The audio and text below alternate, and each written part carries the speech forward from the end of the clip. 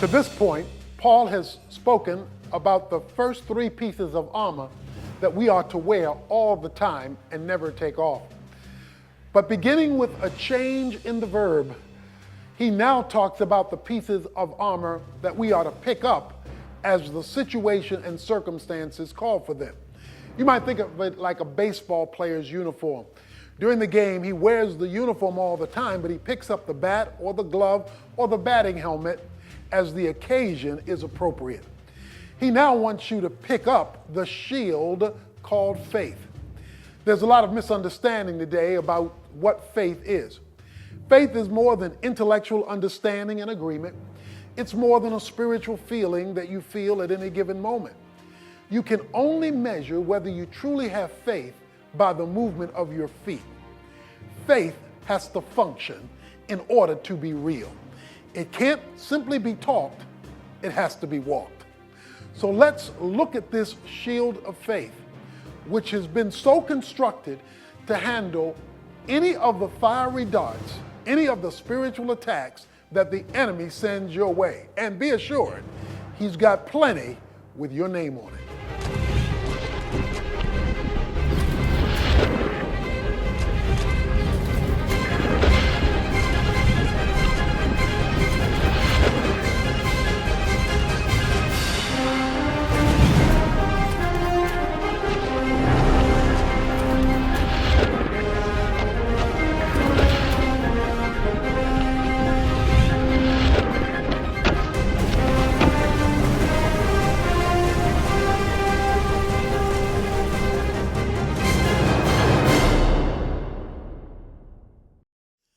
You say, well, how do I access all of this that you tell me I have if I'm a Christian? My assumption is that you're a Christian. If you're not a Christian, you have nothing to access. But if you are a Christian, if you have responded to Jesus Christ, how do I access this victorious living in the midst of this spiritual battle that I'm experiencing in my physical world? How do I access it? He answers that in verse 16. He says, in addition to all, taking up the shield of faith with which you will be able to extinguish all the fiery darts of the evil one. He introduces us to the next piece of armor called the shield of faith, or let's put it another way, the shield which is faith. The shield is actually faith itself. I want to today clarify faith for you because many of us have misunderstood faith, misused faith, misunderstand faith, and yet faith is critical because he says, leading off verse 16, in addition to all. In other words, and I know I've told you a lot so far, but if you grab this one, you got it all. This one, he says, is key. Faith. In addition to all, take up the shield of faith. Now, notice the verb, take up. The first three pieces of armor, he didn't use the word take. He uses the word to be. In the text, it says having in verse 14 and 15, having the belt of truth, having the breastplate of righteousness, having the shoes of the gospel. But now he switches verbs. The first three are something you wear all the time. You keep truth with you. You keep righteousness with you. You keep the peace of God with you. You keep those with you. But now when he comes to this next piece, the shield of faith, he says that one you pick up, you take. The first three you keep with you all the time. The last three you pick up on an as-need basis. It's like a baseball player. He wears his baseball suit during a baseball game. He never takes off his uniform, but he picks up the bat when it's time for him to bat. He picks up the glove when it's time to go to the field. In other words, he picks up those as needed. The first three you keep with you. You never take them off. You never change those clothes. But now you must take up the shield of faith. Please notice, you got to take it up. God won't take it up for you. This is your responsibility. He calls it a shield of faith. A Roman soldier had a shield. When it was time for him to fight, he would take his shield. The shield was 2.5 feet wide, 4 feet long. This shield was so situated that a Roman soldier could crouch down and hide his whole body behind it. In other words, the shield covered all of him. when it was positioned correctly, his full body could hide behind it. In fact, when you see them in battle, sometimes the Roman soldiers would link their shields next to each other, and a whole army could crouch down and hide behind it. Because the shield of faith would handle anything that the enemy threw at it, whether it was a javelin or whether it was an arrow. So the reason why this particular armament is so critical is that it covers all of you if you're behind it properly. He says, in addition to all, take up the shield of faith. When do you need to take it up? Well, he told us earlier, on the evil day. The evil day is the day all hell breaks loose in your life. It is when you're under attack. It is when the finances are so low you don't know how you're going to make it. It is when you've lost your job and there's none in sight. It is when everything is breaking down emotionally. It's the evil day. It is the day when all hell is broken loose in your life. The day of your attack. On that day, you need to be covered by a shield which is called faith. When they launch space capsules into the air and they come back down into the atmosphere, they would burn up except that they have a shield around them. This shield, in light of the heat breaking into our atmosphere, keeps them from burning up. On the evil day, you feel like you're going to burn up. He says, but if you have a shield, you'll make it in an atmosphere of chaos. So the question is now, what is faith? What is faith? Let me give you a simple definition of faith, as simple as I can get it. Faith is acting on the truth. Faith is acting on the truth. Now, if you don't know the truth, or if you don't act on the truth, the word faith is a meaningless phrase. It's talk. Faith is acting on the truth. So in order to have faith, you got to find the truth. And the truth is God's view of a matter. So if you're not interested in discovering God's view on a matter, forget having a discussion about faith. Because faith is only faith when it's tethered to truth. Because when it's tethered to truth, it knows the right decision to make, confirmed by the shoes of peace, because you exercise the real meaning of faith. Faith is merely acting like God is telling the truth. A lot of people talk about faith who are not connected to the truth and wonder why faith isn't working. So guess what they do? They go around looking for more faith, thinking if I can get a little bit more faith, maybe I can get a little bit more help. But you cannot have faith and get help if your faith is not tied to truth. And truth is what God says about a matter. Faith is not necessarily feelings. You can feel full of faith and have no faith. You can feel faithless and be full of faith. Faith is not based on how you feel. Now, how you feel may be consistent with faith in a given moment, but at another moment, how you feel may have absolutely no correlation to faith whatsoever. Because feelings are circumstantially driven. You feel based on how things are going. If things are going well, I feel good. Dun, dun, dun, dun, dun, dun, dun. If things are not going well, I feel bad. Because circumstances dictate feelings. And you can't always control that. You can't always control that. I am glad my faith is not tied to my feelings, because then my faith would be as up and down as my feelings are. And we're all up and down to various degrees on the feeling side. So I want to get feeling out of the definition of faith, although sometimes it is consistent with faith.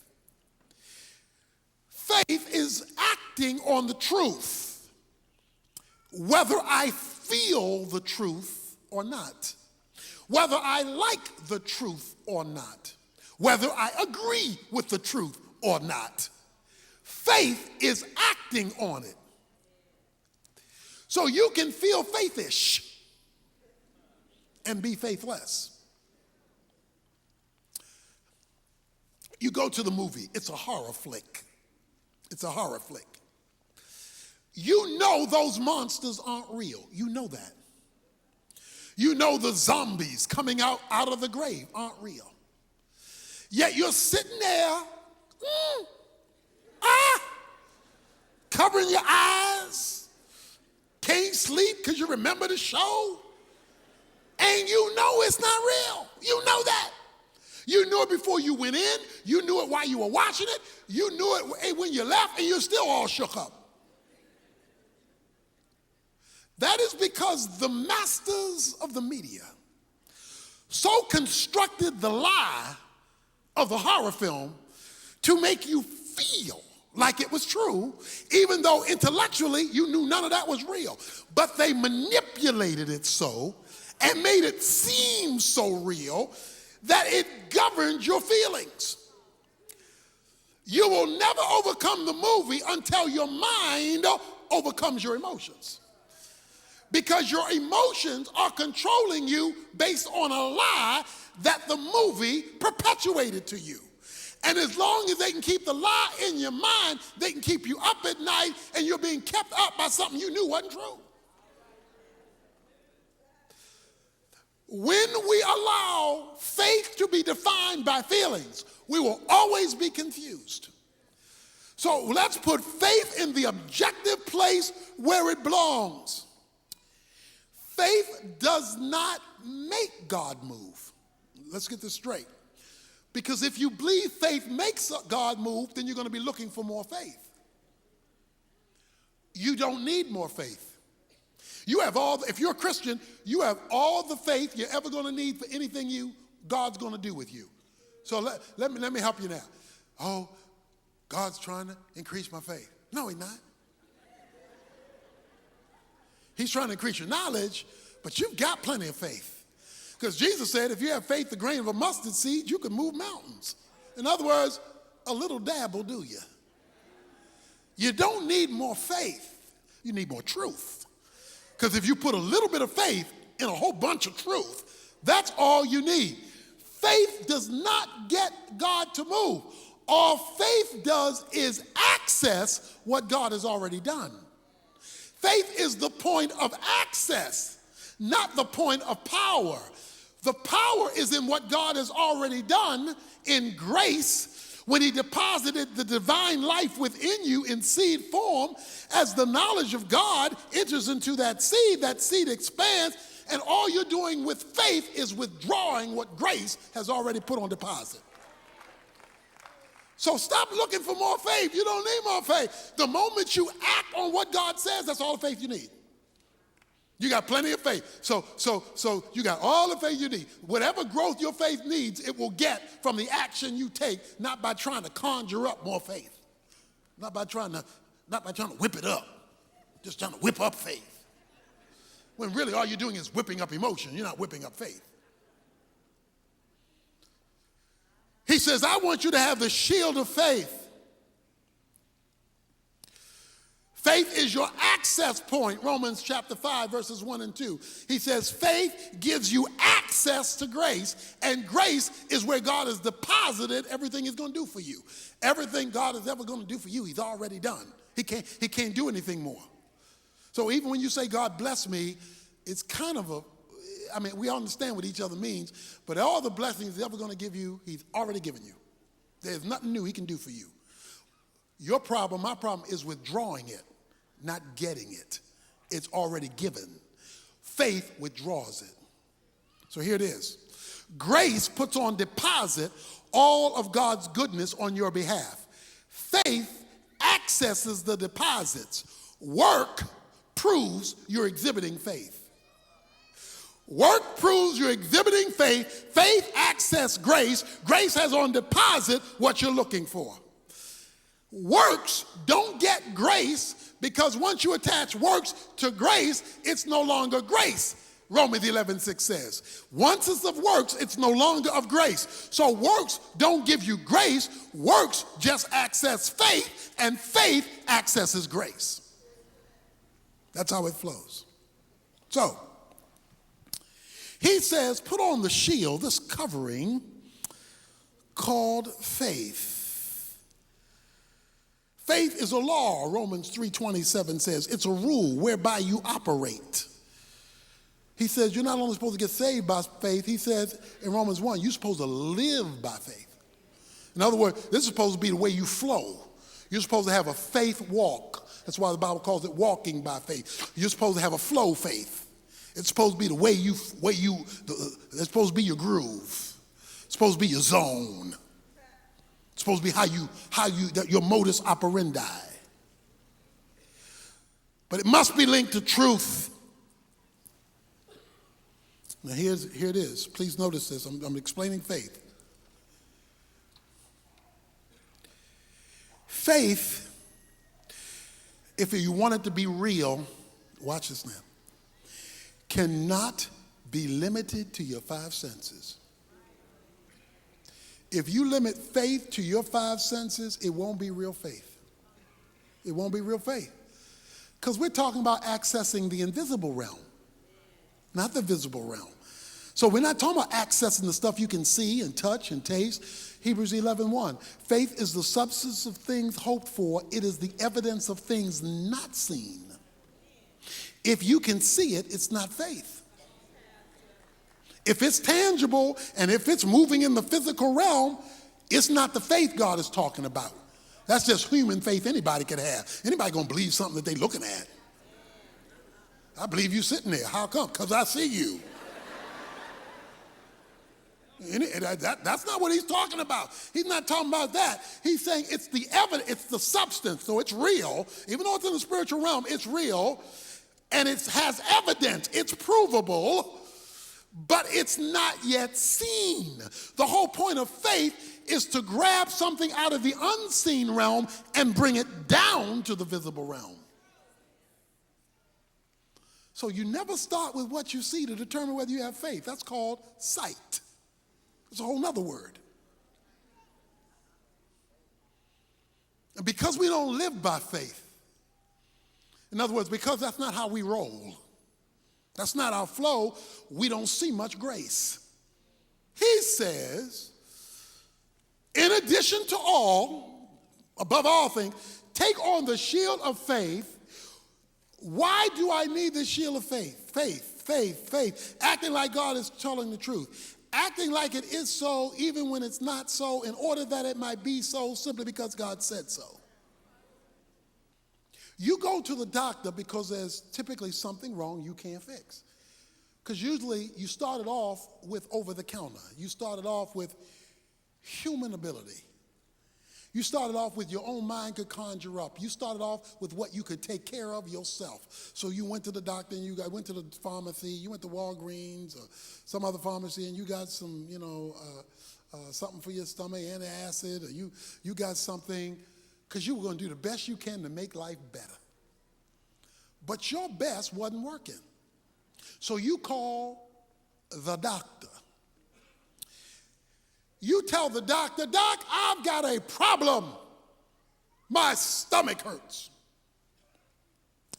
The doctor's going to hear your call, but he's not going to take for granted your problem. He's not going to assume what you think is wrong is what's wrong. Now, you've talked about how you feel because you talked about the pain. But in his mind, there could be something else causing what you think is a stomach ache. So he's going to do a battery of tests to ascertain the truth about what's really wrong, creating the pain that you're now experiencing. Because all you know is the pain, you don't know what the real problem is yet until somebody who knows more than you assesses the situation, who can tell you what the truth is about what you feel. All you know is, I feel a little something, but obviously I don't know enough because I couldn't fix it. So I'm going to you, Doc, for you to tell me what the real deal is. I need the truth. Why? Because until you get the truth, you can't fix the problem. See, as long as you're satisfied with antacids, and that's not your problem, then you're not dealing with the truth, although you think you're dealing with the truth. You're just dealing with limited knowledge. But the doctor has information you don't have. He comes out and he says, oh, this is the problem, which was more than just a general upset stomach. He says, this is the problem. He pulls out a sheet of paper called a prescription, and he writes on it words you do not understand. In fact, if you can read his writing, he's not a real doctor. Because one of the ways you know a real doctor's a real doctor is he can't write. You have this piece of paper, and he says, take this for your real problem, because those antacids you were taking is not your real problem. Take this. Maybe he's discovered an ulcer. You take a piece of paper that you don't understand to a pharmacy. You give it to the pharmacist, whom you do not know. The pharmacist goes back there with a whole bevy of medicines and starts putting your stuff together. That man could be putting strychnine and giving it to you because you don't know. The only reason you're doing this is you know he's qualified. You know, he's got a qualification. You don't know it based on what you're seeing, because what you're seeing may not be what it really is. And you don't even understand the paper, so you can't even test what he's doing by what's written in the paper. You've got to believe that what he is offering is what's on the paper. So you've taken the prescription, you've gone to the pharmacist, he's giving you the medicine. Now you've done all that, you still got an upset stomach. And the reason why you have an upset stomach is the reason it was written and the reason you went to the pharmacy wasn't to get it, read it, and deliver it. It was to get it, read it, deliver it, get it, and take it. Until you take it, you've not fulfilled obedience. And if you don't fulfill obedience, you're not going to get better. Because your way was solving the symptom, not solving the problem. See, many of us, we come to church and we get the word and we say, well, I don't understand all that. I don't understand all that. I haven't studied Hebrew and Greek and Aramaic, and I don't fully understand all that, but I know the one who gave it knows what he's talking about, because he's a pro, he's a doctor. If there is no acting on what's prescribed, there is no faith that has been exhibited. And if there is no faith that has been exhibited, stop complaining to the doctor, his stuff not working. We've got a lot of people complaining to God, your way doesn't work, and we haven't taken pill first. Well, we took one pill and there are 20 in the bottle. He said take one every 4 hours, we take one every 4 days, and wonder why it's not working. Because we have not exhibited faith. Faith is not a feeling. Faith is not a discussion. Faith is an action taken based on the authorization of somebody who knows what he's talking about. Last time I checked, God knows what he's talking about. Why do you do this? So that you will be able to extinguish all the fiery darts of the evil one. He says the reason you do this, the reason why faith, that shield that you want to crouch behind, because it can handle anything thrown your way. All the fiery darts of the devil. Notice, not all the darts or arrows. The word dart means arrows. The Roman shield is made of wood, but it's wrapped in leather or some kind of animal skin. When they went out to war, they dipped it in water. They knew that people were going to throw spears at them and that they were going to shoot at them. And that some would dip their tip of their arrow in pitch and light it. That's why he calls fiery arrows. That's an arrow that's been set aflame. He says the shield of faith is so strong that not only cannot arrows get you, arrows that's been put on fire can't even burn you down. He says the shield of faith is staggering. Why? Because faith enters into the realm of grace and accesses God at a whole nother level. It accesses God. That's why 1 John 5:4 says we are overcomers by faith. In order to be an overcomer, there's got to be something to overcome. Maybe you're trying to overcome joblessness or finances or emotional fire of the mind or emotional depression, or maybe it's relational fires that you're going through, or maybe it's sin and temptation that has set you aflame. Whatever the fire happens to be, he says faith can put it out.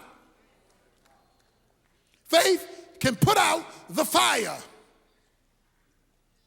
But you've got to define faith God's way, not your way. Any weightlifter who can lift 500 pounds doesn't have a problem with 100 pounds. If you can lift 500 pounds and somebody says, well, can you lift this 100-pound bag? Ain't nothing but a thing, because if you can handle 500, 100 is no big deal. On the cross, Jesus Christ handled the sins of the whole world. The whole world, for all people, for all time, all sin was pinned on Jesus Christ 2,000 years ago on the cross. All the sins of all mankind for all world was put on Jesus Christ on that day. So if he could handle all the sins and all the circumstances of all men for all time, what did you tell me your problem was? What did you tell me your situation was? What did you tell me your need was? And you're going to imply the God who can handle it for the whole world on the cross, yours is a little bit too heavy. No, what's missing is faith in it, not power for it. What he is suggesting to us is that if we will take faith seriously as God defines it, you will experience victory as you've never had it before. I will never forget it. I will never forget it. This is lodged in my mind. The 1996 Olympics. Her name was Carrie Struggs. She was a gymnast, a little tiny girl.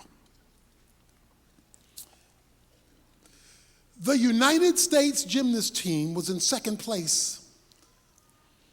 Carrie Struggs was the last gymnast to go, and she had to make a certain score to overcome the first place team. I don't remember whether it was Romania or Soviet Union, but whoever it was, she had to do this certain 9-point something to overcome so that the United States would win the gold medal. So all the pressure is on little Carrie. Carrie stands, and Carrie looks down because she has to vault. She has to go, propel herself, flip over the horse, and come back down, standing up to get a high enough score. Little Carrie takes off, and she's running. She hits the spring. She hits the horse. She flips over, and she comes down, but she comes down wrong. And she horrifically twists her ankle so that she cannot even walk. She falls down, she cannot even walk, low score. You could hear the hush over the crowd, particularly of the Americans. Oh no, you could see her team wince. And Carrie began to weep. Because this whole thing is riding on her. She has one more jump. One more jump. But she can't walk. And to do this, you got to be able to run, jump, hit, put pressure down and jump, flip, and you got to land standing up to get a high enough score to win. She's got one more jump.